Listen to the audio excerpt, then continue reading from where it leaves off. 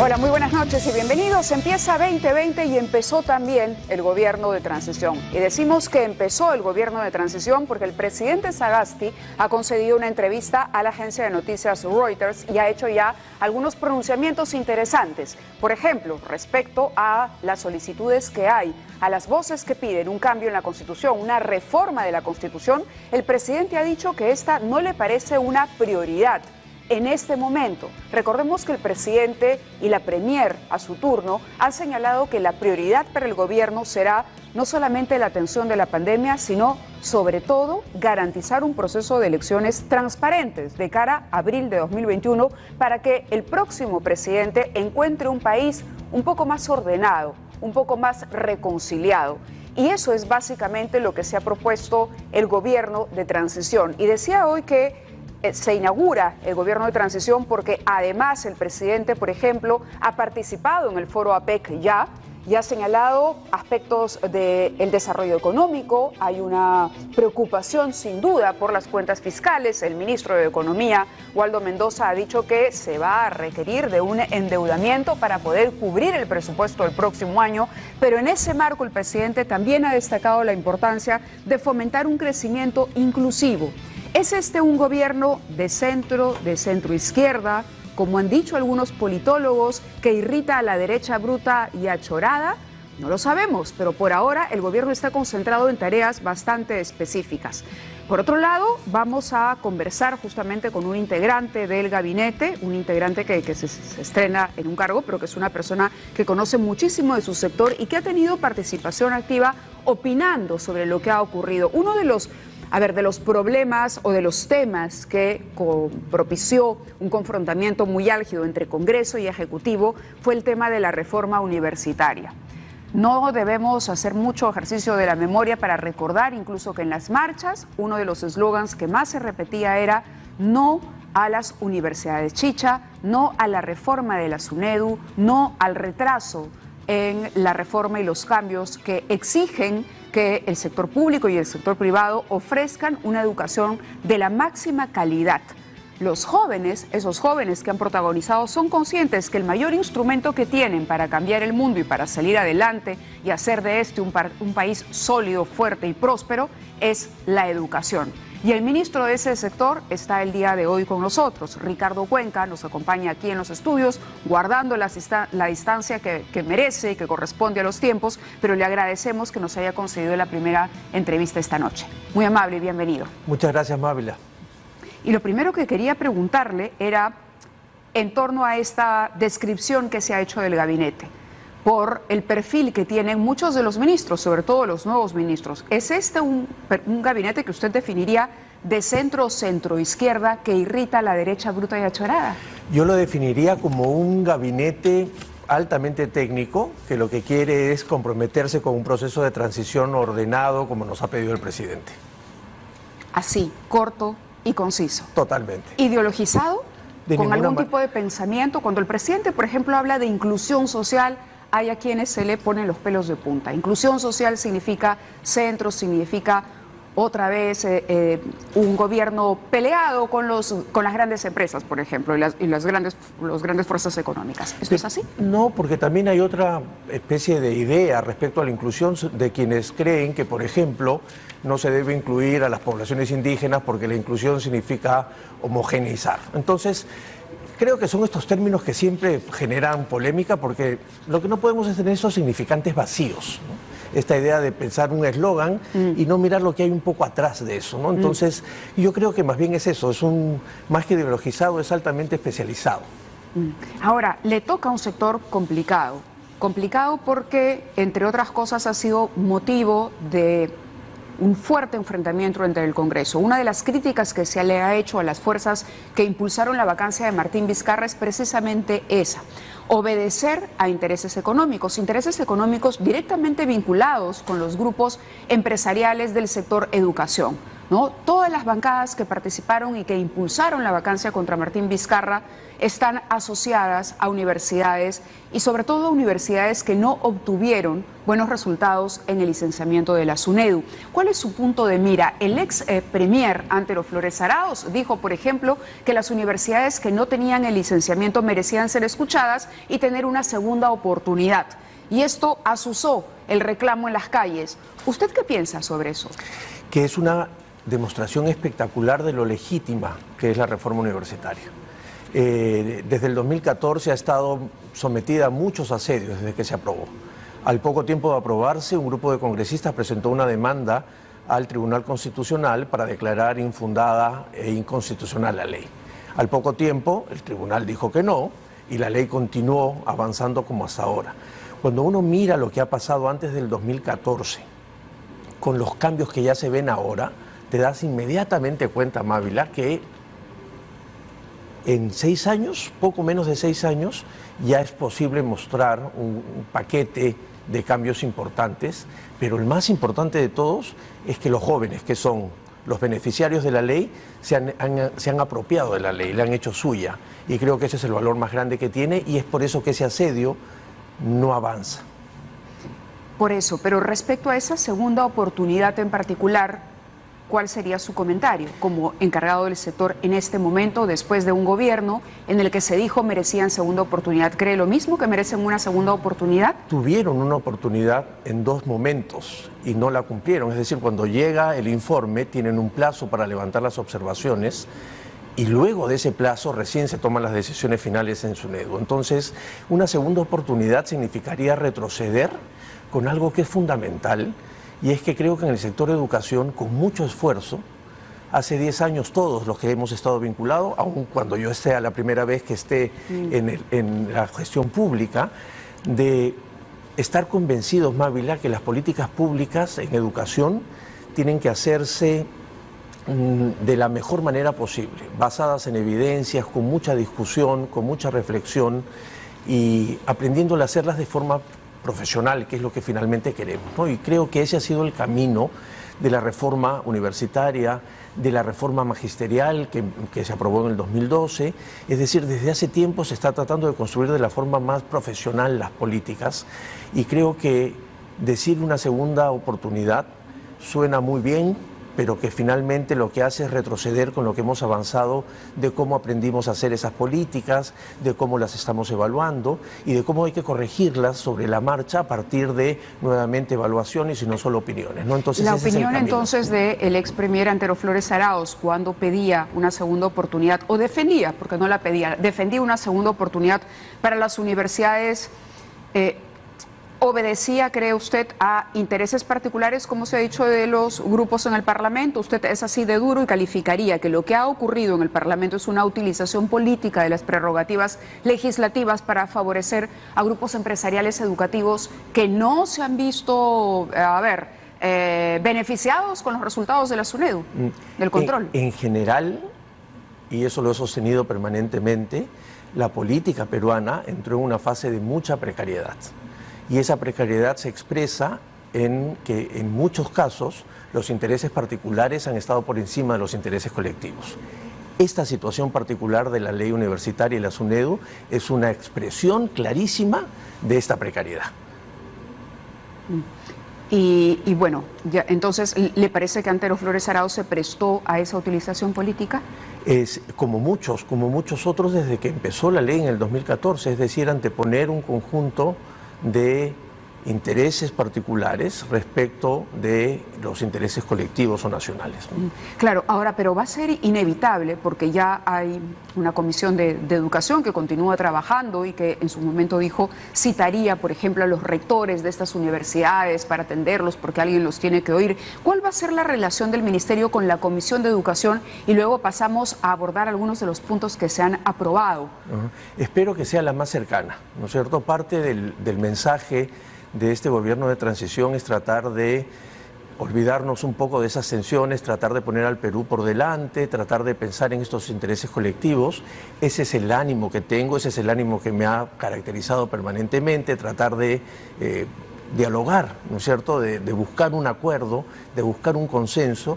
Y la idea es eso, es tratar de acercarnos hacia ello para poder construir juntos algunas otras cosas que están faltando y que ya hemos empezado en estos solo 2 días a pensar desde el sector para proponerles al Congreso terminar de consolidar las reformas, ¿no? Yo creo que el gran encargo recibido por el presidente Sagasti ha sido ser absolutamente conscientes que estamos en un proceso de transición. Y 2, que hay que fortalecer aquello que se ha venido haciendo, y fortalecer las reformas, la reforma universitaria, la reforma magisterial, y tener ahí digamos, un énfasis particular, además de lo que es la prioridad inmediata en el sector, que es el diseño y la implementación del próximo año escolar, ¿no? Claro, usted está del lado de quienes piensan que la educación virtual, por muy buena que se aplique, no es lo mejor para el estudiante. Y leí un artículo en el que se habla incluso que el porcentaje de aprendizaje en comparación, cuando uno compara el virtual con el presencial, es increíblemente menor en el virtual, por muy buena que sea la línea óptica y la conexión, pero que es inevitable el intercambio entre los chicos, la participación. Hay una parte del aprendizaje que se desarrolla al calor de las relaciones que se establecen entre profesor, alumno y alumnos entre ellos mismos. Esto es fascinante, el tema que has planteado es fascinante. Cuando uno mira lo que se ha investigado en educación, la llegada del libro físico a las escuelas causó un terremoto parecido al de la fibra óptica hoy. ¿No es cierto? Los maestros diciendo que este artefacto llamado libro iba a dejarme de lado porque... Claro, se iba a leer. Se iba a leer y el profesor iba a quedar afuera, ¿no es cierto? Entonces, cada irrupción tecnológica en procesos sociales generales y en particular en educación genera esta situación de cisma generado por la inseguridad que todos tenemos. Entonces... A ver, los investigadores trabajamos, perdóname, un minuto, con contrafácticos, ¿no es cierto? Con qué pasaría al revés. Entonces, la gran pregunta que nos deberíamos hacer es ¿qué hubiese sucedido si todos hubiésemos tenido conectividad? Si todos los chicos tenían internet, si cada uno tenía un teléfono, ¿no es cierto? ¿Estamos preparados todos? El ministerio, los padres, los docentes, la prensa, los estudiantes, las familias, para entender que la educación empieza a cambiar y que ya no es solo que ahora lo veo por una pantalla, sino que los planes de estudio son distintos, las competencias que se logran son distintas, las relaciones que se establecen son distintas. Entonces, este cambio de era, de alguna manera, que nos ha tocado vivir con la pandemia, significa un cambio de maneras de pensar también, ¿no es cierto? De imaginarnos una educación distinta, y es por eso que el mensaje optimista del asunto es que pensemos esto como una oportunidad para pensar el sistema educativo, para pensar la educación, para empezar las relaciones entre los docentes, padres, madres de familia, porque creo que hemos hecho un esfuerzo enorme en el país. Y por eso yo creo que, a pesar de las dificultades, hay muchas cosas buenas que hemos hecho a pesar de las enormes dificultades estructurales del país. Estamos hablando de la educación en tiempos de pandemia, Exacto, que ha obligado a migrar a una relación que no es presencial profesor-alumno, ¿no? Ahora, sin embargo, sí hay una diferencia. Yo no sé si el ministerio ya tiene tomada o es muy pronto, o si usted se ha planteado un plazo para definir qué es lo que va a ocurrir el próximo año, por ejemplo, si los estudiantes de las universidades y de los colegios van a poder asistir a sus centros educativos. Bueno, en estos 2 días hemos formado unos equipos de trabajo que están enteramente dedicados al diseño e implementación del año escolar 2021, ¿no es cierto?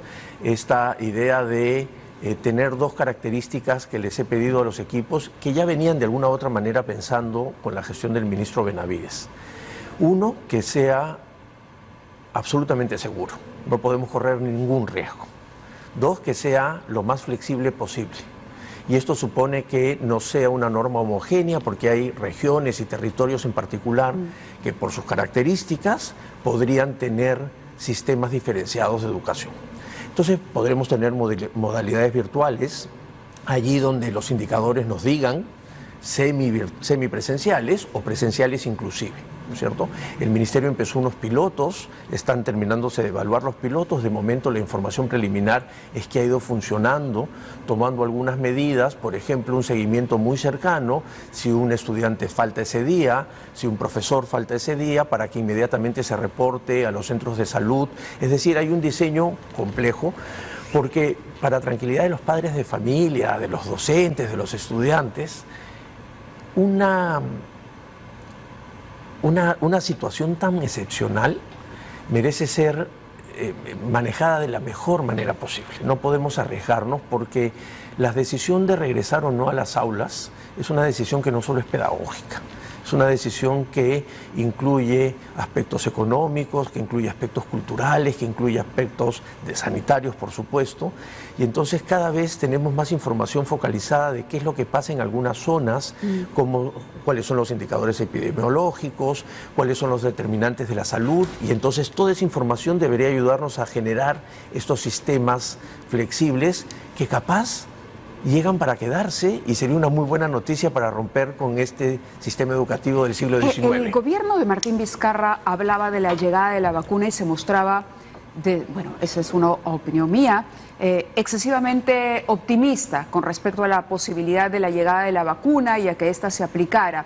Quedó, sin embargo, la pregunta abierta sobre vacunar a los chicos. Esta no era una posibilidad porque no se habían hecho estudios, y lo dijo Pilar Macetti también, no se habían hecho pruebas de aplicación de la vacuna en niños. Entonces, ¿cuál va a ser el factor determinante para decidir si sí o si no se abren institutos, universidades y sobre todo colegios en marzo del próximo año? Esta mezcla de varios factores, ¿no es ¿La cierto? vacuna va a tener un peso? La vacuna va a tener un peso si es que, digamos, llega en el tiempo, se puede coordinar en el tiempo junto con el inicio del año escolar, ¿no?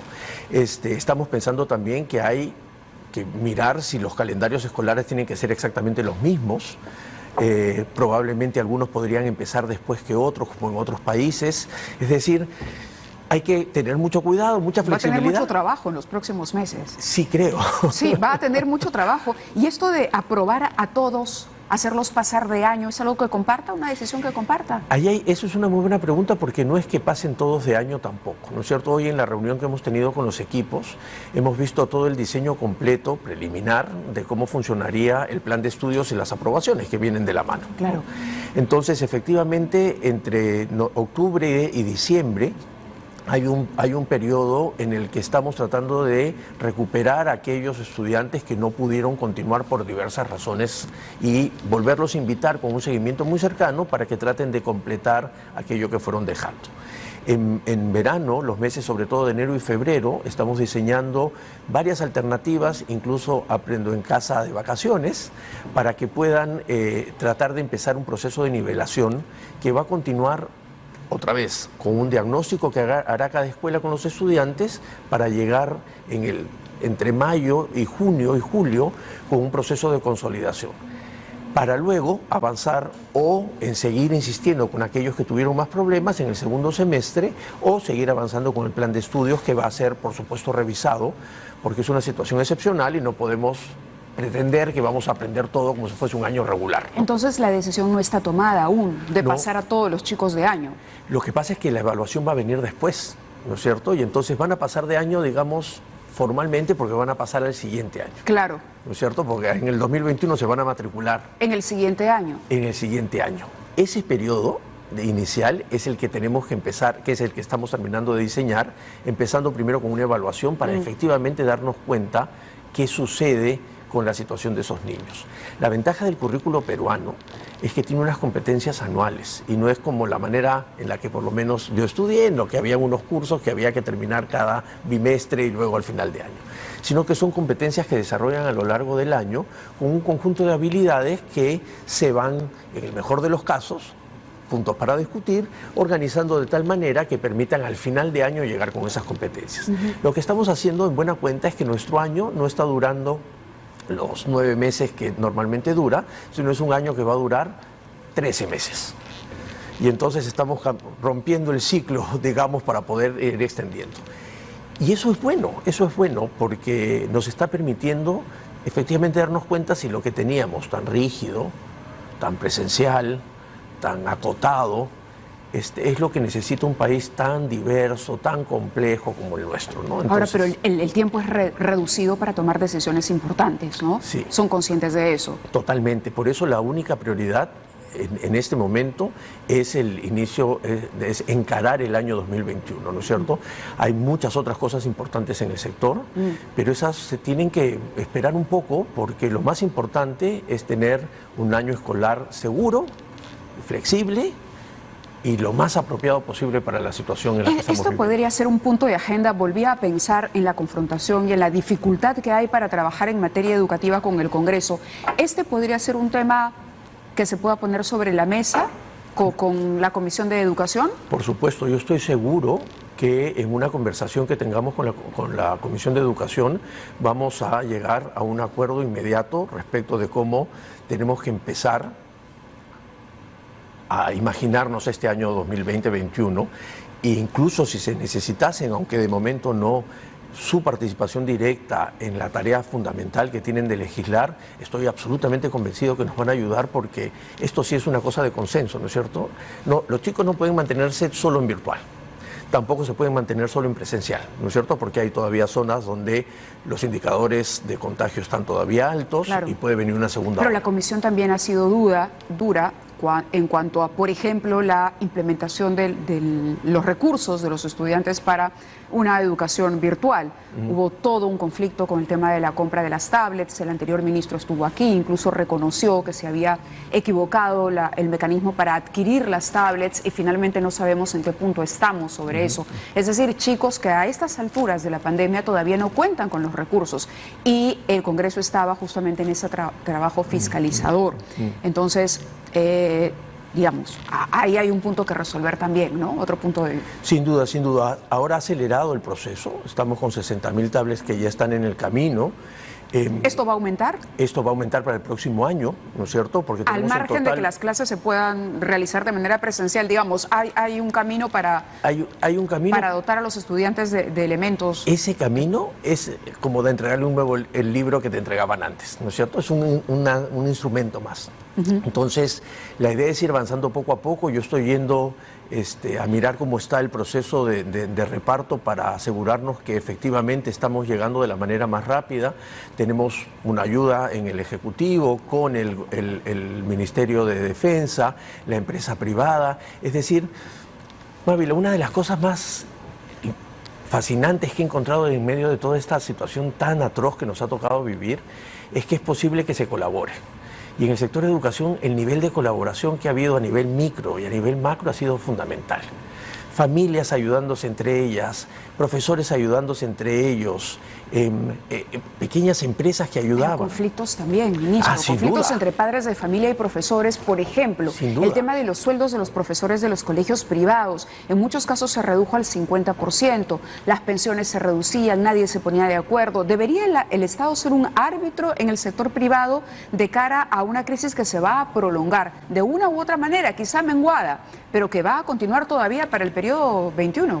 Yo tengo una hipótesis distinta, y es que probablemente el conflicto sea mucho menor el próximo año, porque lamentablemente hay un grupo importante de escuelas de bajo costo privadas que no van a poder necesariamente remontar. ¿Se tiene una idea de cuánto es el porcentaje de escuelas que ha cerrado? No, porque recién vamos a ver ahora qué es lo que está pasando al fin de año con las estadísticas, pero los 150.000 estudiantes que han ido migrando a los colegios nacionales. Ya es un indicador ese, ¿no? Y además porque se han encontrado, Mávila, con esta idea que empezó a romperse y que es bien interesante. Y es que la idea de la escuela pública atrasada, sin recursos, con profesores mal formados, la idea de las huelgas asociadas a las escuelas públicas, a la educación pública en general, fue desapareciendo. Y se han encontrado con una escuela que muchas veces está en mejores condiciones que en las que estaban trabajando ellos, ¿no es cierto? Y entonces aquí también hay un quiebre importante, un regreso a lo público en el sentido de cohesión, en el sentido de bienes comunes, en el sentido de democratización de la educación, que creo que es interesante, ¿no? De acuerdo. Hoy se ha aprobado también el tema de la CTS para los maestros, y no puedo dejar de preguntarle ya casi al cerrar la entrevista sobre este punto. El Congreso no tiene iniciativa de gasto y se ha recordado otra vez, y esto abriría nuevamente, ¿no? Cuando hablamos de endeudamiento para cubrir el presupuesto del próximo año, ¿qué participación tendrá el Ministerio de Educación en este punto? Bueno, hoy mismo hemos empezado a hacer un análisis y preliminarmente es económicamente inviable. ¿No es cierto? Inviable. Son como 5 veces más allá que el presupuesto que podamos tener, ¿no es cierto? Toda la plata. Eso significa que si el Pleno aprueba lo que aprobó el Ministerio de Educación, el Ejecutivo observará esa norma. Si se confirma todo este análisis preliminar que estamos haciendo, sin duda. Se va a observar. Posterior a la evaluación, ¿no? Posterior a la evaluación, pero ya nos está diciendo que es inviable. O sea, en la parte económica, por lo menos, a la manera como lo están planteando, pareciera ser inviable con los números en frío, ¿no es cierto? De acuerdo, ministro. Le agradezco que haya estado con nosotros. Mucha suerte y éxitos, porque, bueno, tienen un trabajo bastante, no solamente arduo, sino complicado por el escenario en el que se van a mover, ¿no? Y por la susceptibilidad y la sensibilidad que se ha despertado en la población respecto a sus autoridades y a su clase política. Muchas gracias. Como siempre digo, la educación es un instrumento fundamental para el desarrollo y la democracia en cualquier país. La pregunta del estribo, como se dice, ¿cuál es su posición sobre el tema constitucional? ¿Usted cree que se debe a futuro mirar una nueva constitución? Probablemente más adelante. Seguramente, siempre es bueno mirar lo que se ha hecho. Quienes nos hemos construido a partir del estudio, la investigación y el análisis, siempre sometemos nuestras propias ideas y preguntas a examen. Entonces, siempre es bueno volver a mirar.